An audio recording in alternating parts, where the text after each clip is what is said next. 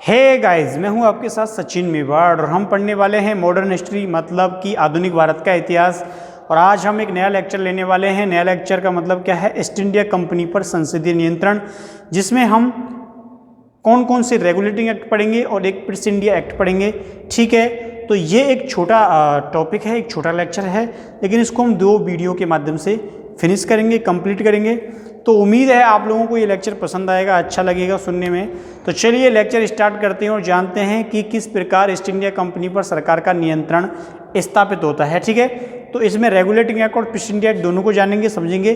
तो सबसे पहले लेक्चर का नाम डालते हैं। लेक्चर का नाम क्या है?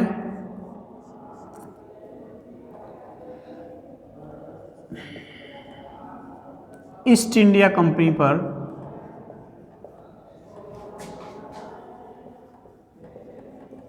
ईस्ट इंडिया कंपनी पर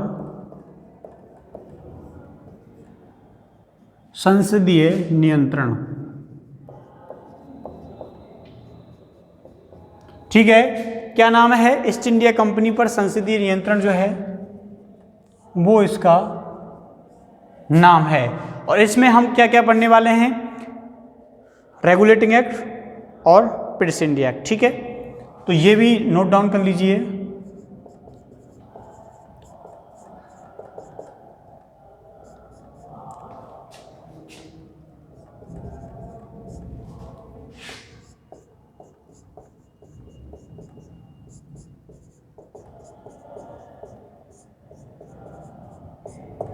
समझ में आया आप लोगों को? रेगुलेटिंग एक्ट और ईस्ट इंडिया एक्ट जो है, इन दोनों को हम जानेंगे, इन दोनों को हम समझेंगे।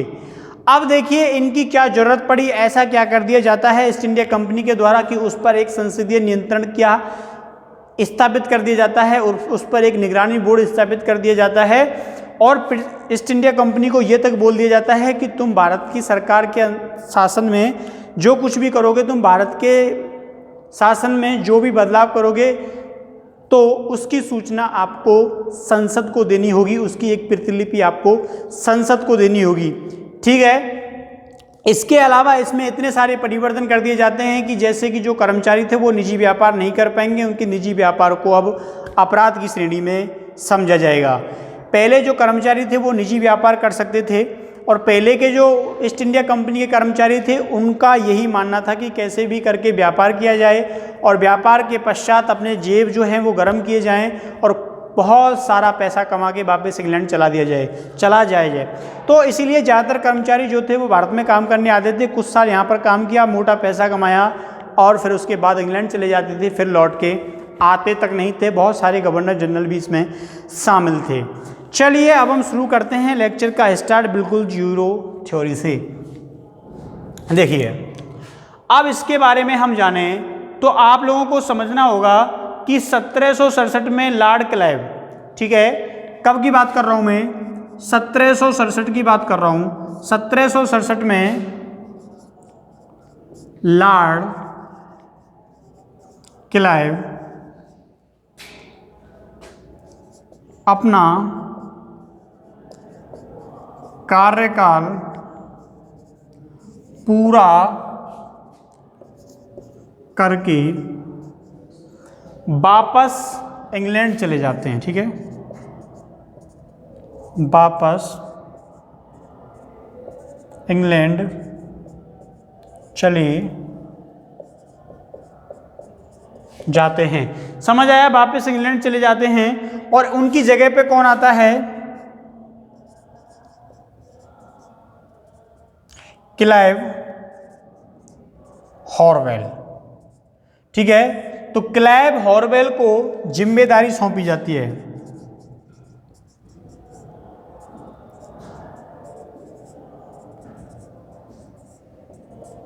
तो किसको जिम्मेदारी सौंपी जाती है? तो क्लाइव हॉरवेल को ये जिम्मेदारी सौंपी जाती है। लेकिन यहाँ पर ये लोग जो बंगाल की उस समय की व्यवस्था थी वो उससे इसके सामने बहुत सारी समस्याएं जो हैं वो आगे खड़ी हो जाती हैं। किसके सामने? हॉरवेल के सामने। क्योंकि इन लोगों ने अपने शासन विस्तार का तो कर लिया था, लेकिन जो उनकी जो प्रशासनिक व्यवस्था है वो इतनी अच्छी नहीं हुई थी जो कि एक निरंतर चलती रहे, ठीक है, गतिमान रहे। इसलिए हॉरवेल जो है उसके शासनकाल में क्या होता है, बंगाल में एक बहुत ही भयंकर क्या पड़ता है, अकाल पड़ता है। ठीक है,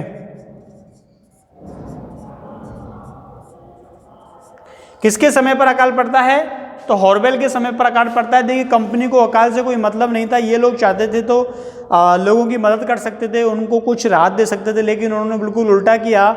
इन लोगों ने जो टैक्स होता है, कर होता है, उसे वसूलना जारी रखा, जिससे बहुत सारे किसान जो हैं वो उस क्षेत्र को छोड़ छोड़ के क्या करते हैं, भागते हैं। और इस दौरान स्थिति ये हो जाती है कि 1/3% जो भाग था, यानी कि 1/3 भाग बंजर रह गया, क्योंकि किसानों से ये लोग उसी दर से कर वसूल रहे थे। अकाल का मामला था, फसलें हो नहीं रही थी, तो किसानों ने करना ही छोड़ दिया कि देखो भाई हम तो कर नहीं रहे, आप लोगों को जहाँ से कर उगाना है उगा लो, जिसको देनी है दे दीजिए। तो 1/3 जो है वो क्या हो जाता है, जमीनें खाली रह जाती हैं। ठीक है, किसान जमीन खेती नहीं करेगा तो उससे लोग कर नहीं मांग सकते थे, तो इतना भाग बंजर ही रह जाता है, यूं की यूं पड़ा रह जाता है। अब होता क्या है, देखिए जब ये मामले की शिकायत कहाँ पहुँचती है, इंग्लैंड पहुँचती है। इंग्लैंड की संसद को इस मामले में पता चलता है कि वहाँ पे ऐसे ऐसे अकाल पड़ रहा है, और उसके बावजूद भी किसानों से पैसे उगाए जा रहे हैं, कर उगाया जा रहा है, टैक्स उगाया जा रहा है। तो इसकी क्या हुई, निंदा हुई। ठीक है, और जो द्वैध शासन बंगाल में स्थापित किया जाता है, जो द्वैध शासन बंगाल में चला जा रहा, उसको भी फेलियर माना जाता है। ठीक है, उसको भी माना जाता है कि ये सिस्टम बंगाल में नहीं चल सकता, नहीं सफलतापूर्वक स्थापित हो सकता। ठीक है, तो regulating act, British India act 1767 Lord Clive कार्यकाल पूरा करते हैं। उनके बाद क्लाइव हॉर्वेल आते हैं, इनके समय पर अकाल पड़ता है, और उनके अकाल के दौरान ही 1/3% जो है जमीनें बंजर रह जाती हैं। ठीक है, यहाँ तक सब कुछ क्लियर। अब देखिए आगे देखते हैं कि किस प्रकार ब्रिटिश संसद जो है वो मामले में अपनी दखल देती है, क्योंकि ब्रिटिश संसद ये मान रही थी कि कंपनी के जो कर्मचारी हैं वो काफ़ी ज़्यादा मात्रा में भ्रष्टाचारी हो चुके हैं, और उन पर अंकुश लगाना समय की मांग है, समय की ज़रूरत है, और उन पर अंकुश लगना चाहिए। ठीक है, ऐसा उस समय कंपनी जो है वो सोच रही थी। समझ आई बात। अब देखिए होता क्या है, सबसे पहले इसके लिए जो जिम्मेदार माना गया वो क्लाइव की द्वैध शासन प्रणाली को माना गया। द्वैध शासन प्रणाली को जिम्मेदार माना गया। किसको जिम्मेदार माना जाता है, तो जो क्लाइव की जो द्वैध शासन प्रणाली उसके द्वारा स्थापित की गई थी, उसको इसके लिए सबसे महत्वपूर्ण जिम्मेदार माना जाता है, क्योंकि बंगाल की जो ईस्ट इंडिया उस समय की जो ईस्ट इंडिया कंपनी होती है वो घाटे में जा रही थी, उसको इतना आर्थिक लाभ नहीं हो रहा था। क्यों नहीं हो रहा था, क्योंकि उसके जो कर्मचारी थे वो अलग से व्यापार कर रहे थे अपना जेब भरने के लिए। ठीक है, तो उनको जो वसूली चाहिए थी, उनको जो सब कुछ चाहिए था वो उनको प्राप्त नहीं हो रहा था, इसलिए द्वैध शासन प्रणाली को क्या मान लिया गया, इसके लिए जिम्मेदार मान लिया गया। ठीक है, अब देखिए इसके बाद क्या होता है, दोबारा से वारेन हेस्टिंग्स, मैं किसके बारे में बात कर रहा हूं, जो जिम्मेदारी है वो वारेन हेस्टिंग्स को सौंपी गई। वारेन हेस्टिंग्स को गवर्नर जनरल बनाकर भेजा गया का सीधा सा मतलब ये होता है कि उनके द्वारा नियुक्त करके भारत के गवर्नर जनरल की जिम्मेदारी जो है वो वारेन हेस्टिंग्स को दे दी जाती है। ठीक है, अब देखिए वारेन हेस्टिंग्स के बारे में एक महत्वपूर्ण बात यह है कि सबसे पहले ये आया था 1750 में। कब आया था, 1750 में आया था। लेकिन जब 1750 में आया था तब ये केवल क्या था, एक कर्मचारी था। लेकिन 1772 में क्या बन जाता है, गवर्नर जनरल बन जाता है। देखो कितनी अच्छी उन्नति की। 1750 में क्या आया, एक सामान्य अधिकारी के रूप में, सामान्य अधिकारी के रूप में। इसकी जो ऊपर के लोग थे उनके साथ अच्छी साठगांठ थी, अच्छी जानकारी थी, अनुभव भी था, और इसने अपने कार्यों के दौरान उनको खुश भी किया था, इसलिए इनको 1772 में क्या बना दिया जाता है, तो गवर्नर जनरल बना दिया जाता है। ये पॉइंट आपको क्या रखना है, याद रखना है। जीरो से क्या बन गया था, ये हीरो बन गया था। चलिए अब देखिए, इसको जिम्मेदारी सौंप दी जाती है 1772 में, यहां पे लिख लेना पड़ेगी 1772। अब देखिए कंपनी क्या सोच रही थी उस समय, ब्रिटिश जो संसद थी वो क्या सोच रही थी कि कंपनी को लाभ तो अच्छा होता है लेकिन उसके कर्मचारी उस लाभ को डकार जाते हैं। ठीक है, कंपनी के कर्मचारी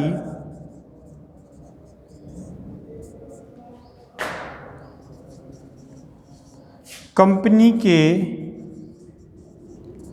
लाभ को नुकसान पहुंचाते हैं। अब आप लोग कैसे मानोगे कि साहब कंपनी के ही कर्मचारी कंपनी को नुकसान पहुंचाते हैं, तो सीधा सा मतलब ये था कि किसी भी जमींदार को, किसी भी व्यापारी को परमिशन चाहिए कंपनी से व्यापार करने की, तो वो मोहर लगवाने आता था, तो वहाँ के कर्मचारी बोलते थे तू कितना पैसा देगा, इतना पैसा दूंगा, ऐसा कर, इतने पैसे मुझे दे दे, मैं मोहर लगवा के तुझे दे दूंगा। तो ऐसे करके उससे कुछ डिस्काउंट पर, उसके लिए कम पैसे पर ही वो काम करते, उससे कर्मचारी जो व्यापारी होता उसका भी फायदा होता, और इधर जो कंपनी का पैसा है वो कहाँ पहुँच जाता, सीधा कर्मचारी की जेब में पहुँच जाता। ठीक है, तो इससे क्या होने लगा, इससे कंपनी को नुकसान होने लगा, और कंपनी को नुकसान होने लगा तो हुआ कि जो राजस्व ब्रिटिश में भेजना था वो कम पड़ने लग जाता है। अब देखिए कंपनी के समय आर्थिक संकट का दौर था, कंपनी ने सोचा कि क्यों ना ऐसा किया जाए, ब्रिटिश संसद से मदद मांगी जाए और कुछ पैसे जो हैं वो ऋण पर प्राप्त कर लिए जाएं। ऐसे समय पर जब पूरे बंगाल में ईस्ट इंडिया कंपनी जो थी वो अपने प्रभुत्व को जमा चुकी थी, तो इन लोगों को डर लग रहा था कि अगर हम किस मुंह से पैसे मांगें ब्रिटिश संसद से, क्योंकि हम लोगों ने इतना तो लूट लिया है।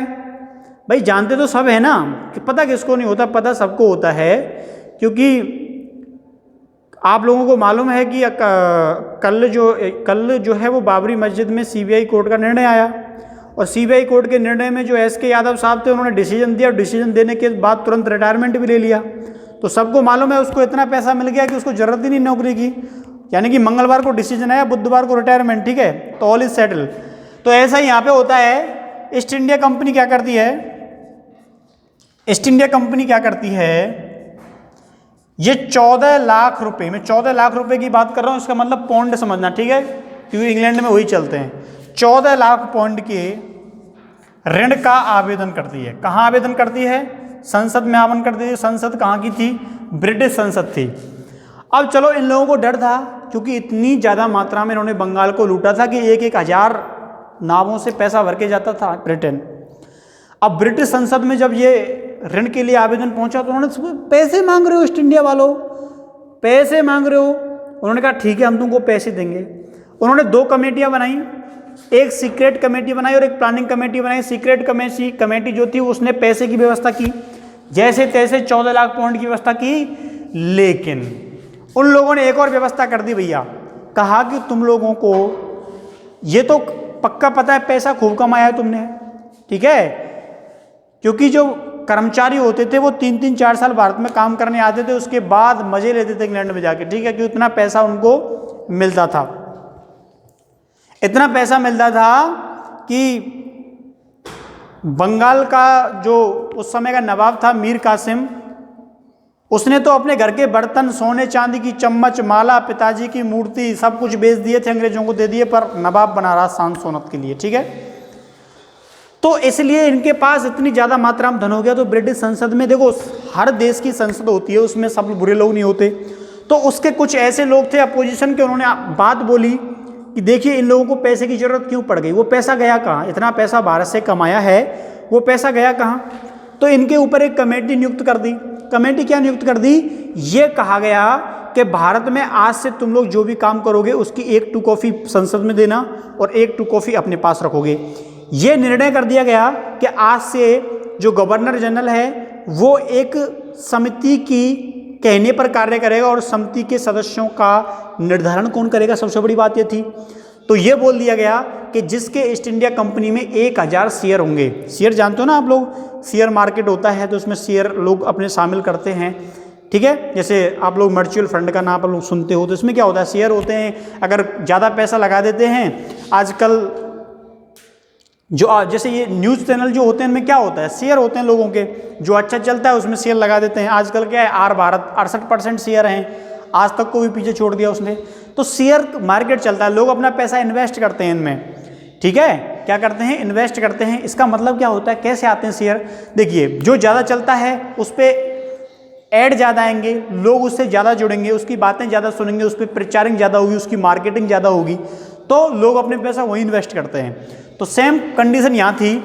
ईस्ट इंडिया कंपनी ने क्या किया, एक कमेटी बना दी। कमेटी कह दिया गया कि प्रत्येक जो कर्मचारी है उसका कार्यकाल निश्चित कर दिया गया 4 वर्ष के लिए, और ये कहा गया कि गवर्नर जनरल जो है वो इस कमेटी के कहने पर बात मानेगा। कमेटी में कितने लोग थे, 4 लोग थे। अब जो गवर्नर जनरल था वो करे क्या, 3 लोग एक तरफ हो जाते थे तो वो ताकतवर हो गए, गवर्नर जनरल क्या तो करे क्या, उसकी बात माने तो बाध्यता थी, ठीक है। जैसे भारत में राज्यपाल के संदर्भ में कहा जाता है कि राज्यपाल सोने के पिंजरे में बंद एक तोता के समान है, बस बैठा रहता है, कर कुछ नहीं सकता। सेम कंडीशन उस समय गवर्नर जनरल की हो जाती है। तो समझ आ गई बात। 4 लोगों की कमेटी नियुक्त की गई,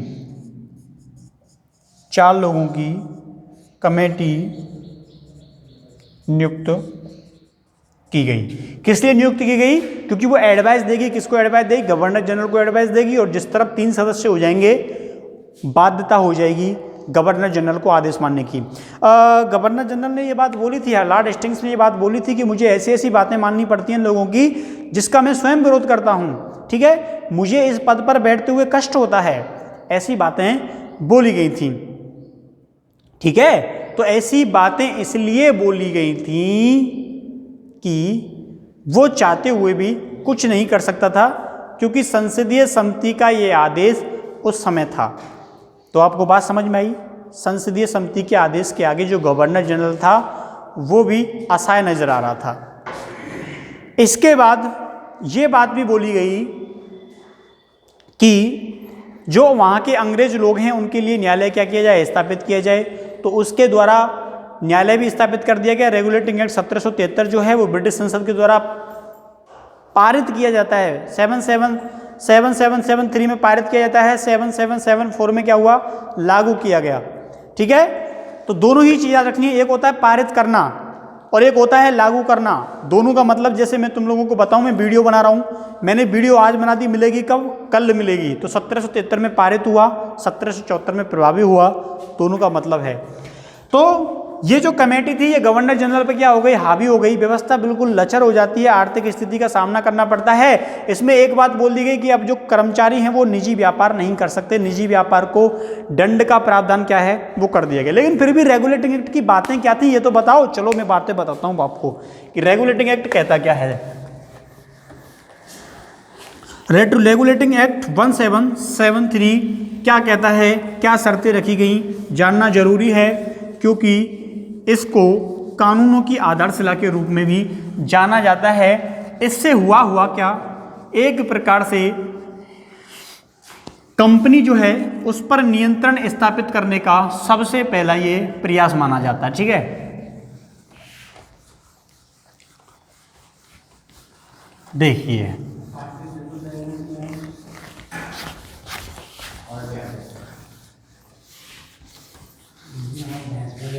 अब देखिए होता क्या है, होता यह है कि रेगुलेटिंग एक्ट की मैं आपको बातें बता रहा हूँ 1773 की, कम से कम 15 बातें हैं। 15 बात में से 5 बात आपको याद रखनी है, पेपर के लिए काफ़ी होंगी 5 बातें, ठीक है।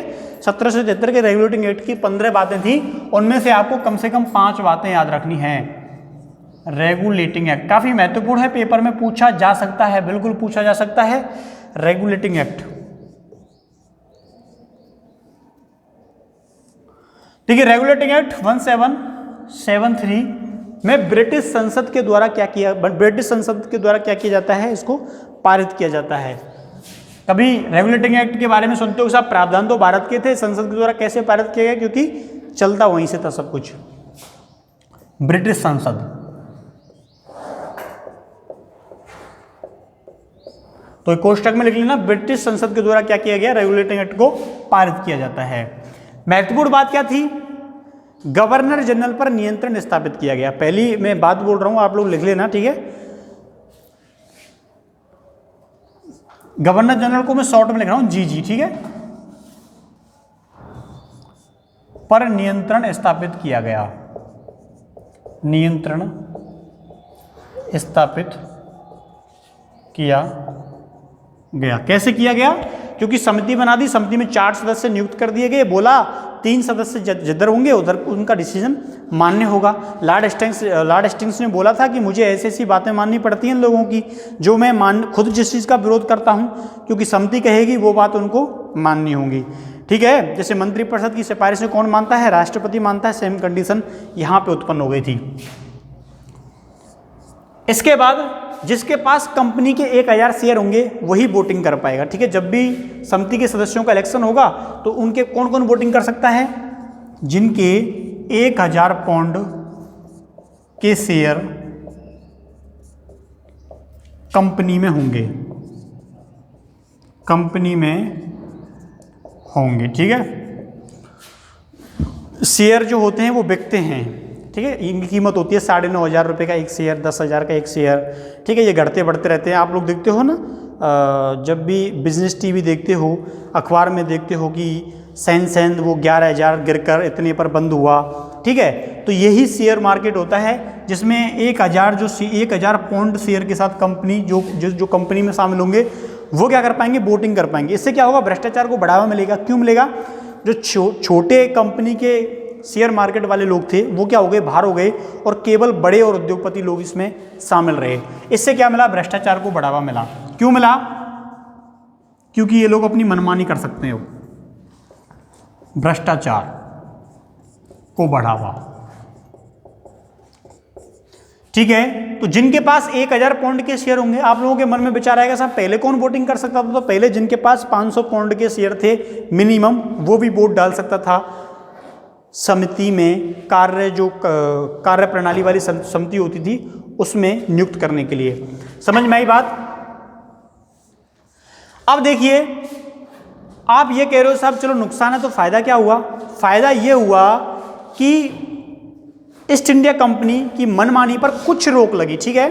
कुछ रोक का मतलब ये होता है कि भले ही कितना ही नालायक बेटा क्यों ना हो, वो सड़क पे घूम रहा है, एक बार उसका बाप बोल देगा गधे कहाँ घूम रहा है, तो उसको फर्क पड़ता है उस बात का, ठीक है। तो क्या हुआ, मनमानी पर नियंत्रण, मनमानी पर नियंत्रण स्थापित हुआ, ठीक है। अब उसको जवाब देना था ब्रिटिश संसद में कि तुमने ऐसा किया तो किया क्यों, ठीक है। मनमानी नहीं कर सकते, जब जवाबदेही तय हो जाती है तो इंसान कहीं ना कहीं दबाव में रहता है कि यार ये बताना और पड़ेगा मुझे उसको, ठीक है। भले ही उसके बाद कोई सजा का कार्य प्रावधान ना हो, लेकिन बताना पड़े। आप लोगों को बोल दे कि आपको ऐसा करना है, लेकिन आपको वहाँ जाके ये बात बतानी पड़ेगी, तो मानसिक तौर पर प्रेशर आ जाता है कि मैं ऐसा कोई काम ना करूँ कि मुझे ब्रिटिश की संसद में जाके जवाब देना पड़े, ठीक है। तो मनमानी पर क्या हो गया, नियंत्रण स्थापित हो गया।